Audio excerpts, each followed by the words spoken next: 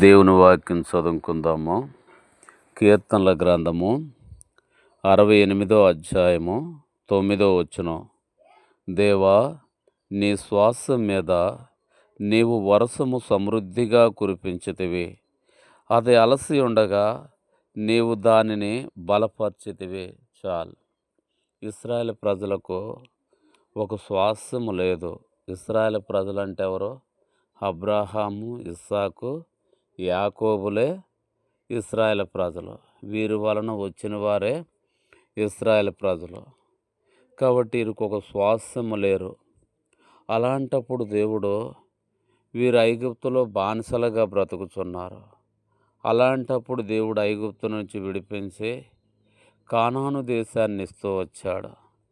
కానాను దేశం యొక్క ఔన్నత్యత, దాని యొక్క గుణము, దాని యొక్క లక్షణం చూసినట్లయితే అది పాలు తేనెలు ప్రవహించేటువంటి దేశము, బంగారం పండేటువంటి దేశము.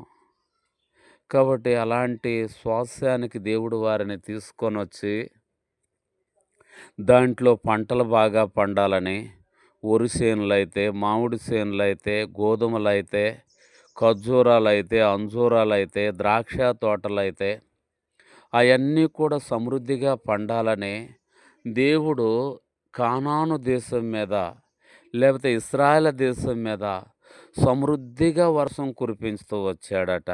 సమృద్ధిగా వర్షం కురిపించాడు. అది అలసి ఉండగా కొన్నిసార్లు పంటలకు కూడా తెగుళ్ళు వస్తాయి, పంటలకు కూడా రోగాలు వస్తాయి, పంటలకు కూడా బలహీనతలు వస్తాయి. అది అలసి ఉండగా నీవు దాన్ని నీవే బలపరిచితివి. అంటే దేవుని యొక్క హస్తము దేవుని బిడ్డల మీద, వాళ్ళ శ్వాస మీద ఎల్లప్పుడూ ఉంటుంది. కాబట్టి అబ్రాహాము, ఇస్సాకు, యాకోబుల యొక్క సంతానాన్ని దేవుడు కానానుకు తీసుకొచ్చిన తర్వాత ఆ పేరుని దేవుడు మార్చి ఆ పేరుని ఇశ్రాయేలు దేశముగా మారుస్తూ వచ్చాడు.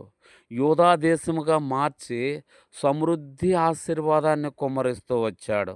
కాబట్టి వాళ్ళు ఇశ్రాయేలు ప్రజలు అక్కడ ఎంతో తినుచు తాగుచు బంగారాలు కొనుక్కుంటూ వారు ఆస్తులు సంపాదించుకుంటూ సంతోషిస్తూ వచ్చారు. అందుకు దేవుణ్ణి మనము ప్రేమించాలి.